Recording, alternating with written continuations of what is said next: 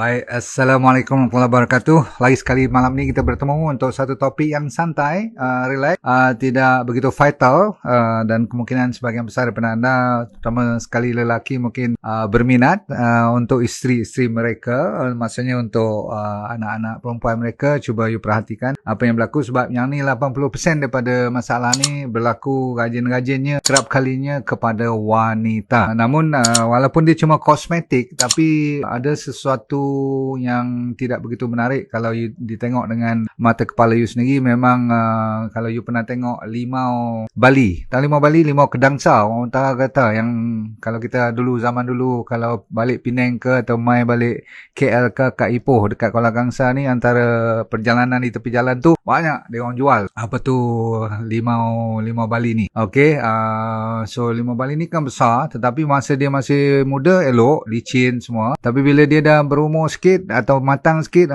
kalau lebih daripada dah lama sangat, 2-3 minggu dah masak pun you tak ambil juga atau tak potong dia dah mula jadi, orang utara kata dia macam jadi kepot-kepot sikit. Dia macam kedut-kedut, lepas tu dia punya kulit tu jadi macam bintik-bintik limau tu juga. Kalau you tengok bintik-bintik limau tu cantik juga, dia sama rata sama biji-biji dia, tetapi yang ni dia naik turun undulating, tahu tak? Jadi kulit kita tu kalau kita macam kita orang panggil apa, kita tekan dia sikit, dia naik lagi apa tu berketul-ketul lah. Okey, jadi tak cantik sebenarnya. Namun nasib baiklah Tuhan tu Maha Adil, dia bagi selalunya berlaku perkara yang saya maksudkan ni. Selalunya orang putih panggil cellulite. You panggil apa tak tahulah, tapi saya tengok dalam bahasa apa translation kat Google tu dia tulis cellulite. Tulisannya spelling aja beza, tapi dia dimple, dia ada macam pori-pori yang mendalam, berlubang-lubang sikit-sikit tu. Kadang-kadang kalau dia campur dengan naik turun kulit tu, sebab apa berlaku benda ni? Sekejap kita kena tengok dulu situasi anatominya. Kita ada kulit, lepas tu kita ada fat, bawah kulit tu ada lemak, lepas bawah lemak tu ada otot. Kita ambil secara kasar supaya you faham kenapa dia boleh jadi kedut-kedut, kenapa dia jadi berlubang-lubang ni. Sebenarnya atas ni sekali, yang bawah daripada kulit punya apa tu layer tu, lapisan tu dipanggil fascia. Fascia ni lah bila berlakunya perkembangan di bawahnya tu, iaitu fat cell tu. Kadang-kadang kan waktu kita pregnant, kita kan jadi berat badan naik, macam orang obes jugalah kan, bila dah gemuk tu, lepas tu bila kita lepas beranak dia jadi kurus, ataupun orang yang diet dia jadi kurus. Kadang-kadang dia naik balik, naik turun ni kadang kita dah ada anak sampai 3-4 orang, dia mulalah akan berlaku kelemahan di antara fascia ni dengan fat cell ni. Fat cell ni kalau kita gemuk dia dah mula membesar. Bila kurus dia bukan hilang fat cell tu mati-mati ke apa-apa tu, hilang beberapa million, tak. Dia punya sel tetap hampir sama, tetapi saiz dia tu jadi kecut. Bila dia kecut, bawah ni ada muscle. Antara muscle dengan fascia yang atas ni, antara ni dengan ni, dia ada tempat orang panggil collagen. Tahu collagen tu macam apa tu, macam tiang-tiang lah. Dan tiang ni bila dia dah kembang, lepas tu dia tutup balik, kembang tutup balik, lama-lama tiang ni pun rosak, ataupun muscle ni akan tarik naik turun, maka yang ni yang atas kali ni akan jadi apa tu, macam kemot sikit lah, kemot-kemot. Ni bahasa saya lah, dia jadi macam kepot-kepot sikit tu, maka yang tu yang jadi masalah. So ramai orang menyalahkan apa tu fat ni, layer kedua ni, ataupun cuma kata sebab nak kira sebab berumur. Tak semestinya. Memanglah kalau menopause tu lebih senang kena cellulite, menopause sebab hormon semua tu, tetapi orang muda pun boleh kena, dan tak semestinya orang yang gemuk saja, orang kurus pun boleh kena. Bahkan kalau you pergi kat Hollywood tu, doktor-doktor estetik, tahu tak, doktor yang jaga kecantikan awet muda semua ni, ramai dia kata selebriti yang ada cellulite. Sebab salah satu penyebabnya ialah tak tahu kenapa, dia saja nak jadi je. Yang tu yang susah tu. Tapi malam ni saya nak bagi antara sebab-sebab kenapa dia jadi. Semoga anda boleh bertahan yang mana belum kena. Sebab kalau dah kena ni, ada jawapan, solusinya, tapi tidak begitu memuaskan. Maksudnya nak bagi betul-betul clear tu tak semudah apa tu. Baiklah ada masalah apa tu varicose vein ke apa, senang sikit kita boleh selinap je keluarkan benda tu kan. Nanti lain kali saya cerita tentang varicose vein, okey, yang orat hijau-hijau tu kan. Tapi malam ni yang apa jadi kat punggung you, kat paha you, kadang-kadang kat perut pun boleh. Dan kadang-kadang dia campur pula dengan stretch mark. Tahu stretch mark yang bila kita beranak tu ada line-line kan. Dia jadi macam striae tu. Dia jadi line macam ada orang berparut-parut kat situ. Jadi tak elok jugalah. So kalau anda dah tahu kenapa berlakunya cellulite ni, salah satu sebabnya ialah muscle ni yang sepatutnya, yang bawah sekali ni yang menjadi dasar foundation yang solid, dia dah jadi atrophied.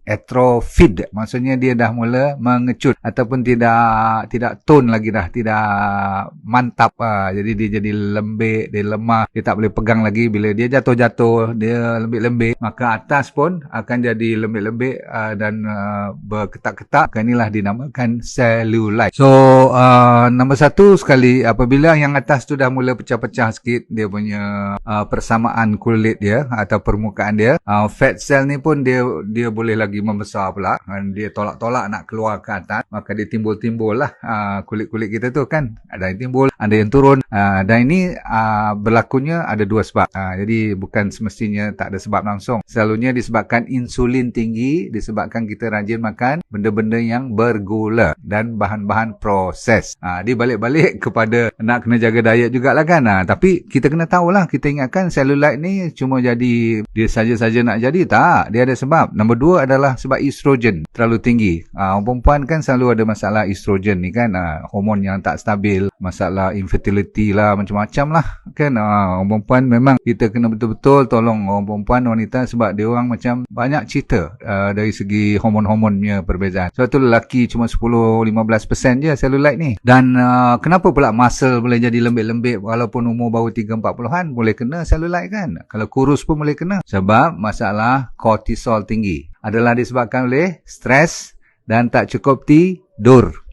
Menyebabkan hormon you terganggu, maka dia jadi lemah, dia jadi kecut muscle-muscle tu. Kita dah tahu lebih kurang ini penyebab utamanya.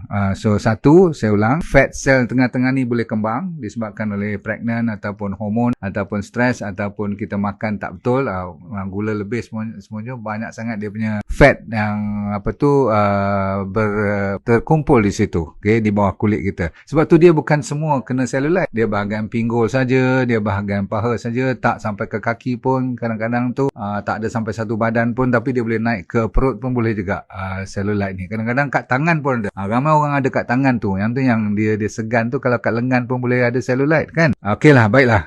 Sekarang apa nak buat? Okey, kita yang penting malam ni ialah apa nak buat. Disebabkan saya kata dia punya result tu tidak begitu senang kalau nak operate ke, nak buat medical treatment ke, pergi klinik ke, maka kita kena bagi jawapan yang perlukan sedikit waktu. Number one ialah you kena tingkatkan balik you punya growth hormone. Disebabkan growth hormone ni lah akan menjaga tiang-tiang tadi, pemegang dia, collagen dia dan sebagainya. Sebab muscle tu dengan growth hormone tu ada kaitan. Bila ada growth hormone yang mencukupi, maka sukar untuk otot kita jadi lembik. Sebab dia grow kan, growth hormone. Walaupun kita dah berumur, kalau kita buat exercise yang mencukupi, terutama sekali bukan exercise, selalu saya kata, exercise yang kalau you ikut DND ni, dia tidak begitu agresif. Tetapi dia kena efektif. Sebab tu selalu saya kata HIIT, High Intensity Interval Training. Ingat tak? Yang kita buat 60 saat, buat 20 saat, rehat 60 saat. So 20-60. 20 you buat secara agresif, 60 saat you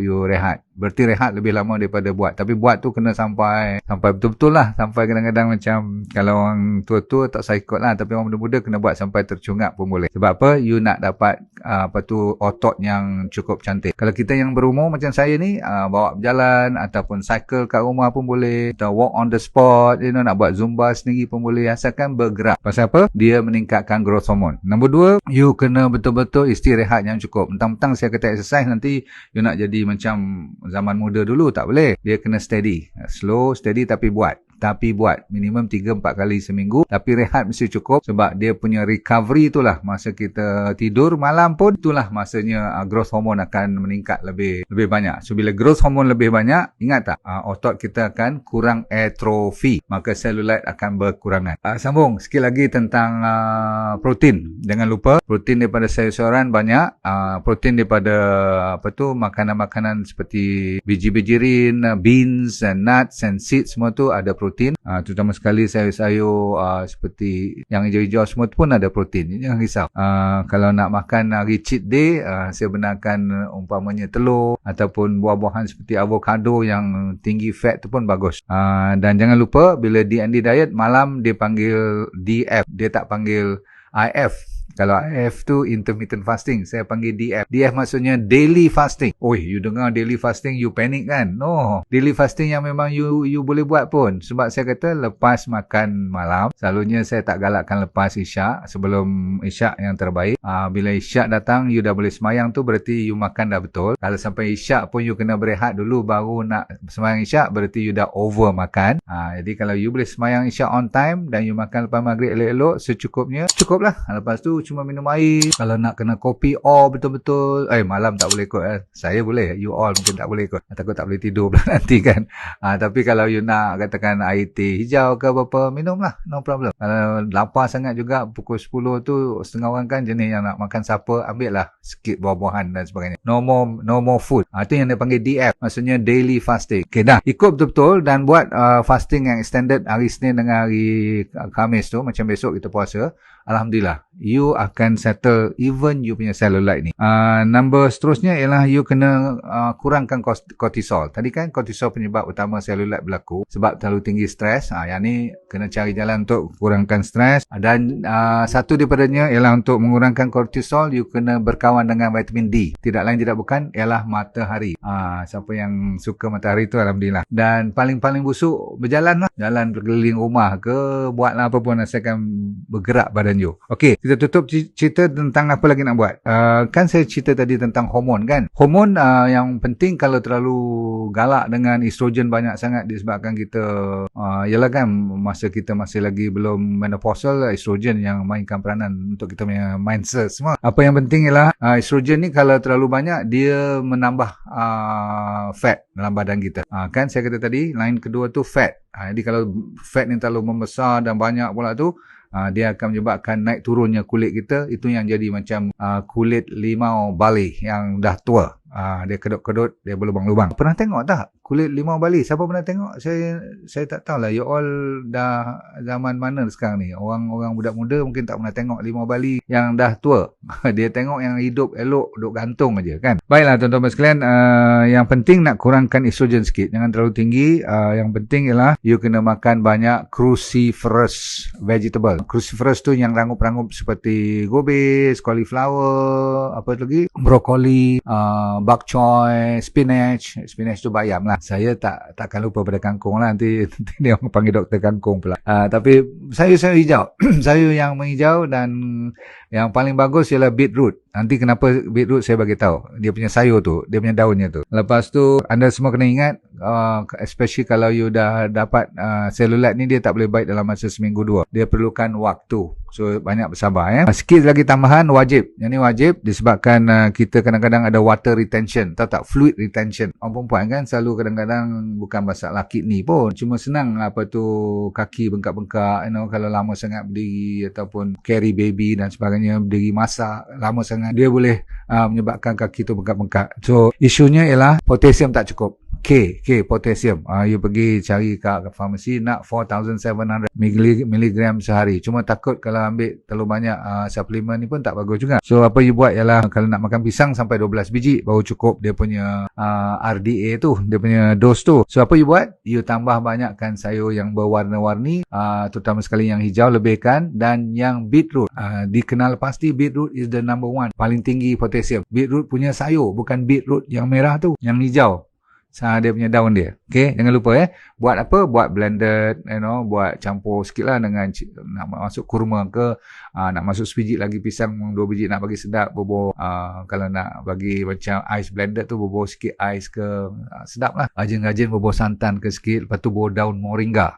Moringa is also very good. So anda yang last kali tentang hormon tu, jangan lupa saya dah berulang kali kata tidur dan exercise mestilah cukup. Apalagi kat klinik-klinik dia orang buat dan dia orang suruh you pakai, kadang-kadang dia bagi kat you pun kopi, dia panggil scrub, dibuat daripada kopi. So sebab tu kalau you ambil gayo kopi saya punya tu yang untuk minum tu, ambil kopi tu you campur dengan apa tu telur putih telur. Okay, telur putih pula, putih telur, you buat macam mask tu, you massage kat bahagian you punya cellulite tu. Ada jual pun coffee cream ni kat kedai-kedai estetik tu. Tapi boleh buat sendiri scrub tu. Biar dia masuk lebih kurang 10 minit. Setengah orang balut dengan plastik pun. Plastik ni takut allergic pula nanti. Tapi kalau you boleh tahan, duduk dalam toilet tu 5-10 minit, baru you basuhkan dia. Okay. Nombor 2, ambil brushing. Dia ada special sekarang ni orang perempuan macam-macam dia punya brush yang boleh putar sendiri.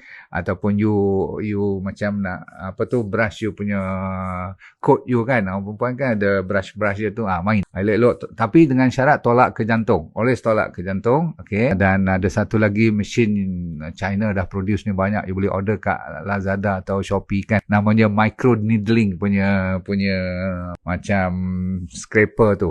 Dia ada small micro needle. Yang tu pun boleh nak bagi orang Melayu kata nak bagi cekang lah. Faham tak cekang? Tapi kalau you pergi tempat-tempat moden dia pakai laser lah.